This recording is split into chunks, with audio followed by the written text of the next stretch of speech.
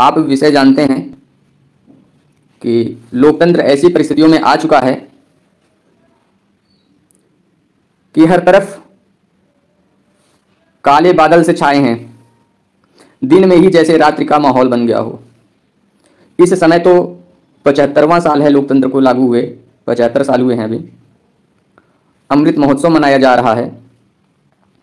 ऐसी परिस्थितियों में भी अगर हमें रात्रि जैसा माहौल नजर आ रहा हो कि लोकतंत्र अब सोने जा रहा है, तो ये बड़े दुर्भाग्य की बात है। पूरे विषय पर चर्चा कायदे से होगी। किन किन मुद्दों पर चर्चा होगी उसको पहले समझ लीजिए।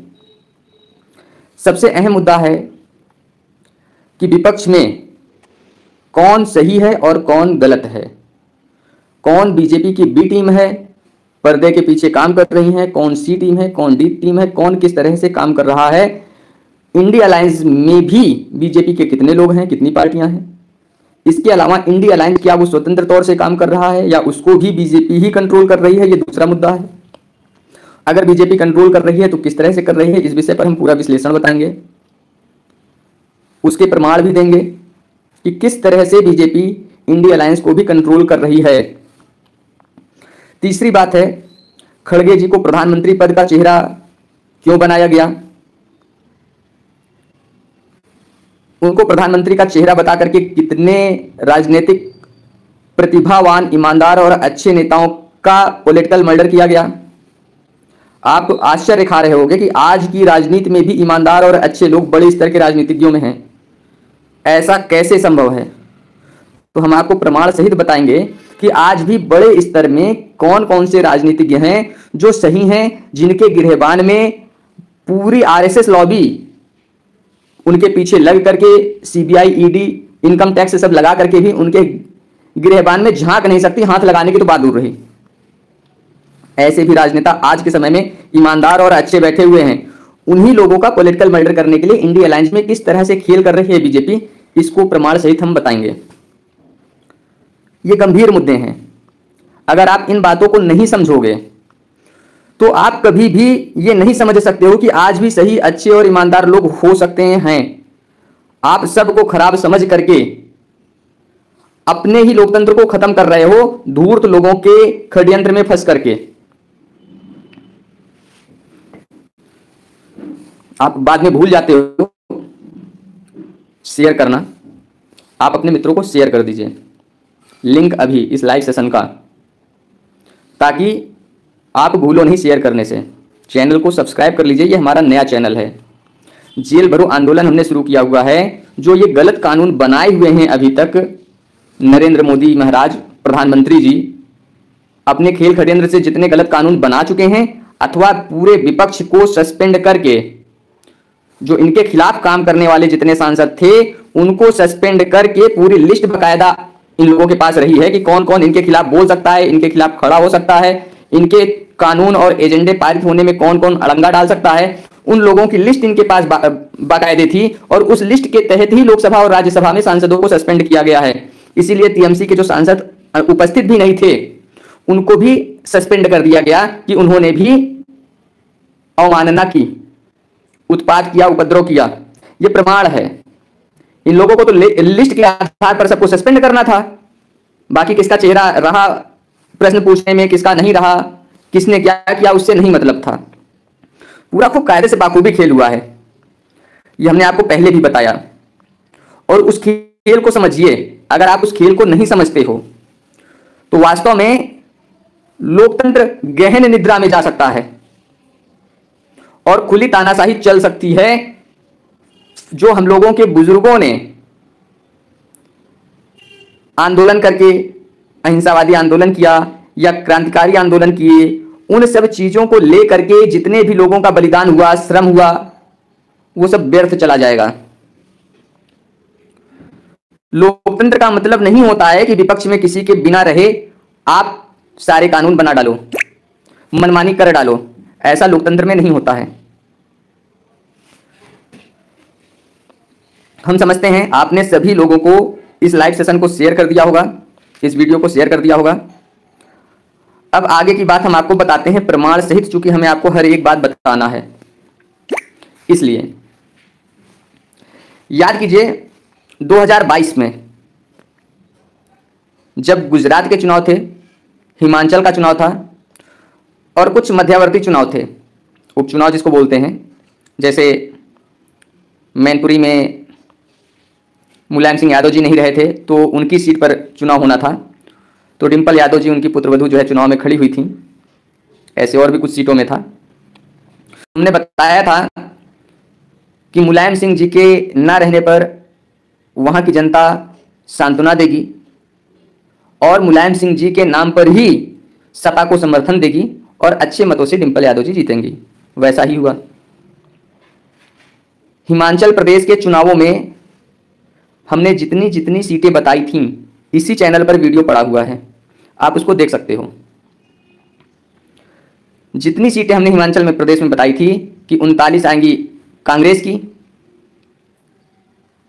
18 या कितनी बताया था आएंगी बीजेपी की और 13 आएंगी अन्य की। तो वहां पर थोड़ा सा मैनेज किया गया, खेल किया गया। उपचुनाव वाली सीटों पर थोड़ा ईमानदारी से चुनाव कराया गया।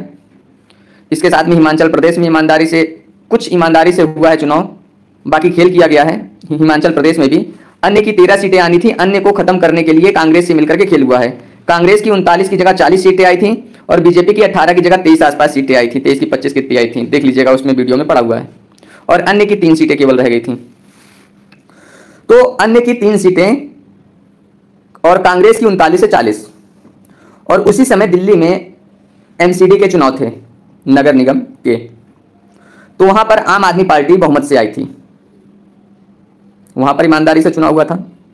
आम आदमी पार्टी और कांग्रेस से मिलकर के आम आदमी पार्टी वैसे भी जो है 2G आंदोलन को लेकर के केजरीवाल और मोदी साथ में उठे थे और केजरीवाल ने अपनी पार्टी बना ली थी। 6 लोगों के गठबंधन से वो 2G आंदोलन वाला माहौल खड़ा किया गया था कांग्रेस के अगेंस्ट। उसके बाद आम आदमी पार्टी तो बी पार्टी है ही है बीजेपी की। उसका प्रमाण यहां पर भी है कि दिल्ली एमसीडी में उसको यथावत जीतने दिया गया, हिमाचल प्रदेश में कांग्रेस को जीतने दिया गया, कुछ विपक्षी लोगों के वोट काट दिए गए। उस वीडियो में पूरा पड़ा हुआ है कि कैसे कैसे खेल किया गया है। वहां पर कांग्रेस के वोट कांग्रेस को जाने दिए गए और कुछ लोगों के वोट जो अदर के काट दिए गए और अन्य पार्टियों को डाउन करने के लिए, अन्य लोगों को डाउन करने के लिए जो खेल किया गया, उसी में 39 से 40 सीटें हो गई थी कांग्रेस की। कांग्रेस भी उस तरह से वहां मैनेज थी। यानी कि जिस तरह से मायावती ब्लैकमेल्ड और मैनेज्ड हैं आरएसएस मोदी के द्वारा, उसी तरह से कांग्रेस भी मैनेज्ड है, मैनेज की गई है। यह बिल्कुल ध्रुव सत्य है। कंट्रोल्ड है बीजेपी के द्वारा। बीजेपी के नियंत्रण में चल रही है कांग्रेस भी और आम आदमी पार्टी भी। और उन दोनों को एक एक जगह जो है लॉलीपॉप दे करके, गुजरात में भाई प्रधानमंत्री का गृह राज्य है, जहां पर वो 3-3 बार मुख्यमंत्री रहे हैं, तो वहां पर खूब अच्छे से खेल करके अतिशय बहुमत बना लिया गया ईवीएम के खेल से। देखिए कैसे कैसे मैनेज किया जाता है, ईवीएम कहां उपयोग करना है, कहां नहीं करना है, राजनीतिक वे पर सारा खेल किया जाता है। इसीलिए अभी देखिए 800 ईवीएम जला दी गई। वहां पर उस कमरे में ना बिजली थी, कोई बिजली का कनेक्शन नहीं था। वहां पर टाट के जूट के बोरे जो है जले हुए मिले थे, कुछ रासायनिक पदार्थ, मिट्टी का तेल वगैरह शायद मिला हुआ था जलाने के लिए जो डाला गया था। और 800 ईवीएम जला दी गई जिनके सॉफ्टवेयर में छेड़छाड़ हेरफेर किया गया हुआ दिखाई पड़ता। ईवीएम से कितना खेल करना है, ये सब ध्यान करके ये लोग करते हैं, जिससे कि इनकी पृष्ठभूमि बनी रहे और ईवीएम के खेल को ये लोग मना ना करें, पब्लिक मना ना करे। कांग्रेस ईवीएम के खेल को मना नहीं करेगी, आम आदमी पार्टी मना नहीं करेगी। अभी और धीरे धीरे आपको पत्ते खुलते चले जाएंगे कि कौन कौन पार्टियां, ये सब इंडिया अलायंस की पार्टियां ना, ये सब आपको खुद पता चलता जाएगा कि इंडिया अलायंस में कितनी पार्टियां हैं जो बीजेपी के द्वारा कंट्रोल में है, नियंत्रण में है। और इस इंडिया अलायंस के द्वारा किन किन राजनेताओं का पॉलिटिकल मर्डर किया जा रहा है, उनकी राजनीतिक छवि को खत्म किया जा रहा है, किस तरह से क्षत्रपों को खत्म किया जा रहा है, इसकी पूरी जानकारी अभी आपको मिल जाएगी बस थोड़ी देर में। सब्र बनाए रखिए और जानकारी अच्छी लग रही हो तो आप इस वीडियो को अपने मित्रों को जरूर शेयर कर दीजिए। हर आदमी तक ये जानकारी जानी चाहिए, क्योंकि जब तक हर आदमी जागरूक नहीं होगा, सही जनप्रतिनिधि पहचानेगा नहीं और सही जनप्रतिनिधि चुन करके उनको वोट नहीं देगा, तब तक लोकतंत्र की सुरक्षा नहीं की जा सकती है। हम तो राजनीतिक दल के फेवर में ही नहीं है, सब निर्दलीय रहें और मुंडे मुंडे मते भिन्ना वाला जो हाल होता है, 272 या उससे ज्यादा जो है निर्दलीय लोगों को मैनेज कर पाना किसी के बस की बात नहीं है। जब उसमें सब अच्छे लोग चुन करके जाएंगे तो सब एक दूसरे के ऊपर शक करेंगे और अपना ईमानदारी से रहेंगे, कहीं ऐसा ना हो हमको फंसाने के लिए खेल कर रहा हो। और जब राजनीतिक दल की बात आती है तो दल की तरफ से जो एजेंडा चला दिया जाता है, जो बात कह दी जाती है, वो सब मान लेते हैं। इस वजह से लोकतंत्र की सुरक्षा केवल निर्दलीय सिस्टम से है, राजनीतिक दलों के सिस्टम से नहीं है। लेकिन अभी वर्तमान में राजनीतिक दल जो का सिस्टम जो चल रहा है उसको उसी सिस्टम से ही संभालना पड़ेगा, उसमें भी सही लोगों को देखते हुए। अभी सभी सही लोग सामने आ जाएंगे, एक एक पत्ते खुल जाएंगे कि इंडिया अलायंस को किस तरह से बीजेपी ने अपने कंट्रोल में ले रखा है और कौन कौन बीजेपी के लोग हैं इंडिया अलायंस में, किन किन छत्रपों का सफाया किया जा रहा है इंडिया अलायंस के द्वारा। तो दो पार्टियों का तो बिल्कुल आपको प्रमाण मिल गया। इसी एजेंडे के तहत अभी जो 2023 में विधानसभा चुनाव हुए हैं तेलंगाना, छत्तीसगढ़, मध्य प्रदेश और राजस्थान में, यहां पर हमने आपको बताया था कि तेलंगाना में केसीआर की पार्टी ही बहुमत से आएगी, बहुमत में उसकी सरकार थी और बहुमत में ही रहना था, उसको इतनी कम सीटें नहीं आनी थी जो उसकी आई हैं। प्रमाण हमने आपको पहले बता दिया कि कांग्रेस पहले से मैनेज चल रही है। क्यों मैनेज चल रही है उसका भी हमने आपको और भी पहले कारण बता चुके हैं कि कांग्रेस, आरएसएस, हिंदू महासभा और पाकिस्तान की जो मुस्लिम लीग है, इन चारों की स्थापना ब्रिटेन ने की थी। ब्रिटेन की राजसत्ता जिसको आज भी इंग्लैंड पाल रहा है, उसी के द्वारा ये चारों कंट्रोल हैं और वहीं से एजेंडे आते हैं, संदेशे आते हैं इन लोगों के मुखियों को और उस तरह से पूरा खेल चलता है। कांग्रेस को फिर मैनेज किया गया, तेलंगाना से केसीआर को साफ किया गया और अपनी प्रधानमंत्री पद की छवि को बचाए रखने के लिए और 2024 के लोकसभा चुनावों को बचाए रखने के लिए, क्योंकि 2024 के लोकसभा चुनावों का पूरी तरह से माहौल बीजेपी का खत्म हो रहा था और 100% ईवीएम से मैनेज ये नहीं कर सकते हैं। इस वजह से कांग्रेस से सेटिंग करके केसीआर को साफ करके इन्होंने जो है कांग्रेस को वहां की सत्ता सौंपी ईवीएम मैनेज करके। इसके अलावा कांग्रेस से छत्तीसगढ़, मध्य प्रदेश और राजस्थान तीनों जगह कांग्रेस की सरकार बनती, तीनों जगह इन्होंने अपनी सरकार बनाई। ये सब अंतरराष्ट्रीय स्तर पर सारा खेल हो रहा है, इस बात को ध्यान रखिएगा।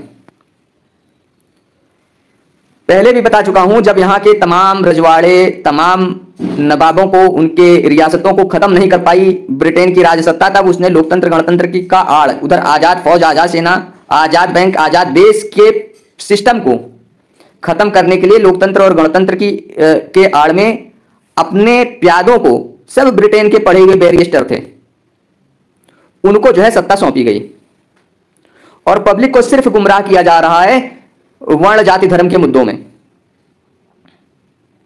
और ये भी अन्य वीडियोज में हम बता चुके हैं, ये पूरी जितनी धूर्तता चल रही है ये पुराने समय के देवी देवताओं के खेल षड्यंत्र से चल रही है। वो भी कैसे ब्रिटेन ने यहाँ के साधु संत फकीरों वगैरह से, पुजारियों से, पंडा पुजारियों से यहाँ की पीठों को और देवी देवताओं को मैनेज करके अपनी रास्ता को बढ़ाने के लिए कैसा खेल किया, अन्य वीडियोज में हमारे आपको मिलेगा। एक हमारा चैनल है सनातन राष्ट्र भारत, आप सब जानते हो।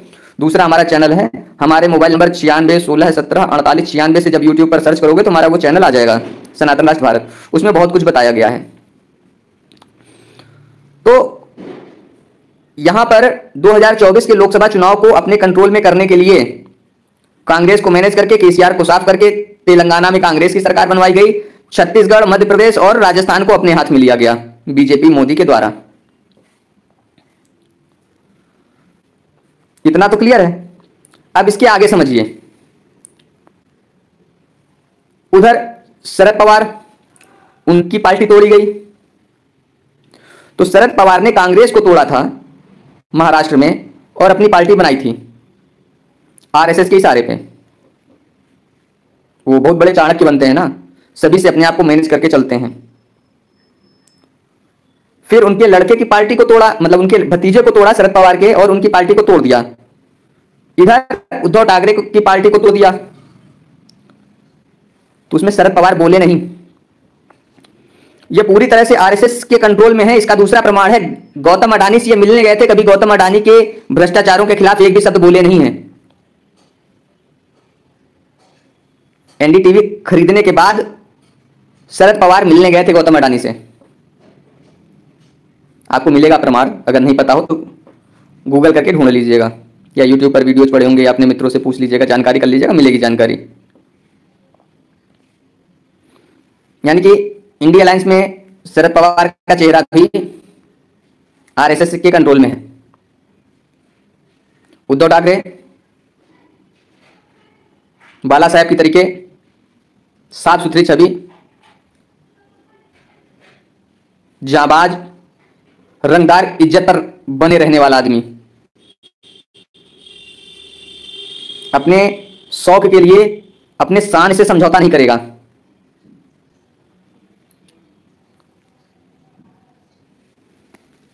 ये तो पूरा इधर का आंकड़ा हो गया। थोड़ा चलते हैं पूर्वी भारत की तरफ। अपने उत्तर प्रदेश का हाल हमने आपको पूरा नहीं बताया, वो भी हम बताते हैं। मायावती तो कंट्रोल्ड ही हैं। कई सारे वीडियोस हमारे मिल जाएंगे कैसे कैसे वो कंट्रोल्ड हैं, कैसे कैसे ब्लैकमेल हैं। वही जो 2015 में पार्टी फंड 3,02,000 करोड़ इनका पकड़ा गया था, जिसके बारे में कोई नाम ही नहीं आया, केवल 10,000 करोड़ रुपए इनके भाई के नाम पर पकड़ा गया, वही केवल बताया गया। इसके अलावा कोई बात ही चर्चा नहीं हुई, चू नहीं हुआ।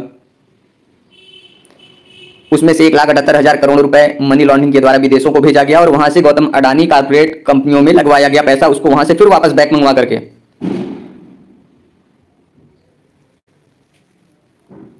और फिर उससे ब्लैकमेल किया गया मायावती को कि तुमने भारत विरोधी लोगों को जो है फंड ट्रांसफर किया है देश में आतंकवादी गतिविधियां कराने के लिए, ऐसा हम प्रमाणित करके तुम्हारी पूरी छवि, तुम्हारी पूरी जिंदगी, तुम्हारी पार्टी हम खत्म कर देंगे अगर चूं भी करोगी तो।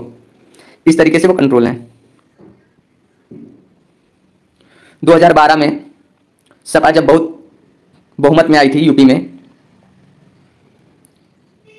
कयास ये थे कि मुलायम सिंह यादव पहले मुख्यमंत्री बन चुके हैं, अब उनके भाई लड़ेंगे मुख्यमंत्री पद के लिए उनसे, शिवपाल यादव जी। तो इस तनाव को खत्म करने के लिए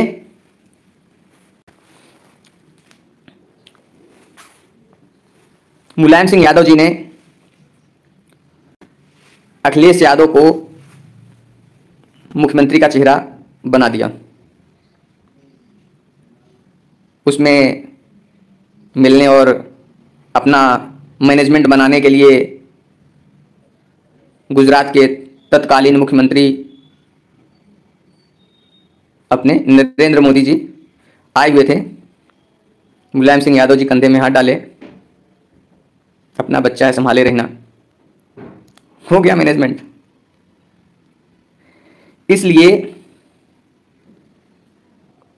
यूपी में ईवीएम से सपा को सफाया नहीं किया जाता, बसपा को साफ करके वोट अपनी पार्टी में कन्वर्ट करके बहुमत में हो लिया जाता है बस। उधर बिहार की बात करते हैं। बिहार में नीतीश कुमार जी को हमने पहले ही संदेशा नीतीश कुमार और तेजस्वी यादव को भिजवा दिया था मई 2021 में कि सारे क्षत्रपों को खत्म किया जा रहा है, अगर अपना वजूद बचाना चाहते हो तो दोनों लोग एक हो जाओ। हमारा प्रयोग था सही बात पहुंचा करके यह भी जानने का कि अगर ये लोग सही हैं तो एक हो जाएंगे, नहीं तो फिर नीतीश कुमार ऐसे बीजेपी आरएसएस के पीछे लगे रहेंगे। दोनों लोग एक हो गए। चारा घोटाला, फलाना घोटाला, ढिकाना घोटाला, जितना लालू प्रसाद यादव के ऊपर लगाया गया हम उसको बेकार की बात समझते हैं, क्योंकि पहले सब कुछ बहुत ज्यादा लिखा पढ़ी, बहुत साफ सुथरा, कितनी भी कर लो, कागज कहीं डिस्ट्रॉय हो गया या कहीं बहुत जगह लिखा पढ़ी नहीं भाई, केवल सरकारी लेन देन में फंड चढ़ा रहा, अन्य लिखा पढ़ी में लापरवाही कर दी गई। इन सब तरह से रहा है। अगर लालू यादव ईमानदारी से ना संचालन किए होते, ना उनका जनाधार होता और ना उनके रेल मंत्री रहने के शासनकाल में ना रेल मंत्रालय कभी लाभ में जाता, वो भी उसी तरीके से ध्वस्त और भ्रष्ट हो जाता जैसे इनके मोदी जी के प्रधानमंत्री के शासनकाल में हुआ। और उधर पश्चिम बंगाल की ममता दीदी, वो तो मैनेज ही हैं, अडानी कांड में भी बिल्कुल नहीं बोली। अभी दिखावे के लिए ही हम समझेंगे अडानी का जो है पोर्ट का कॉन्ट्रैक्ट कैंसिल कर दिया, जिससे इनकी छवि पर यह असर ना आवे कि ये बीजेपी से कंट्रोल्ड हैं और अडानी के हिसाब से चल रही हैं।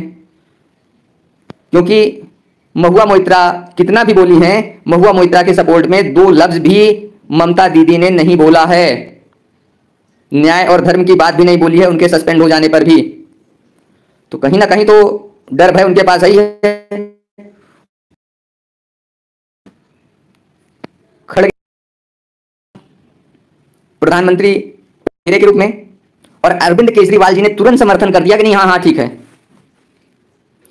उससे राहुल का चेहरा भी प्रधानमंत्री पद के लिए नहीं जाएगा। उधर उनकी छवि को बाकी तो कांग्रेस मैनेज है ही है। अगर राहुल गांधी के समझ में पूरी राजनीति नहीं है, अपनी मां के द्वारा मैनेज होकर के चल रहे हैं, तो यह भी चर्चा है कि सोनिया गांधी की शादी राजीव गांधी से करवाने के लिए आरएसएस का भी बहुत बड़ा योगदान रहा है। खैर वो तो हिस्ट्री की बातें हैं, देखोगे तो सब मिलेगा। इटली से, फांसीवाद से आरएसएस का बहुत गहरा नाता है, यह सब आपको मिलेगा।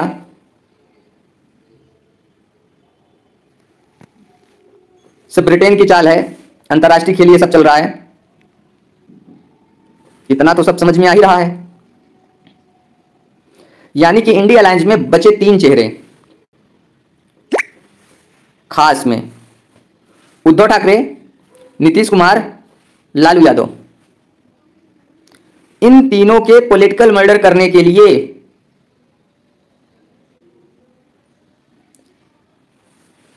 इन तीनों शेरों की राह को भटकाने के लिए हम यही कहेंगे कि गीदड़ों के ऊपर शेर की खाल उड़ा करके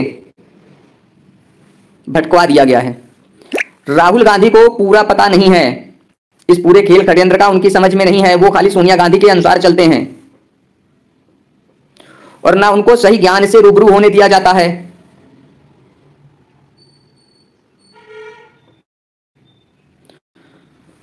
और सोनिया गांधी का वाड्रा परिवार की तरफ भी ज्यादा रुझान है।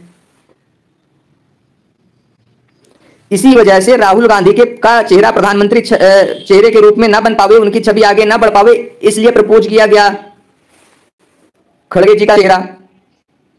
ये बीजेपी ने ही करवाया है और इसलिए ही आपके पूरे इंडिया अलायंस में, जिसको नीतीश कुमार ने तैयार किया विपक्षी गठबंधन को, और उसको समाप्त करने का खेल नाम दिया ममता दीदी ने कि थोड़ा विवाद बनाया जा सके और बीजेपी को लाइट में लाया जा सके इंडिया और भारत के विरोध में, और विपक्ष को थोड़े समय बरगलाया जा सके, दाएं बाएं टहलाया जा सके और ये बैकग्राउंड में वो सब खेल कर सकें जो विपक्षियों को सस्पेंड करके ये लोकतंत्र में, लोकसभा राज्यसभा में बैठ करके जो खेल कर रहे हैं, इनकी चालों को लोग समझ ना सकें, इसलिए इस तरह से बरगलाया गया और टाइम पास करवाया गया, भटकवाया गया।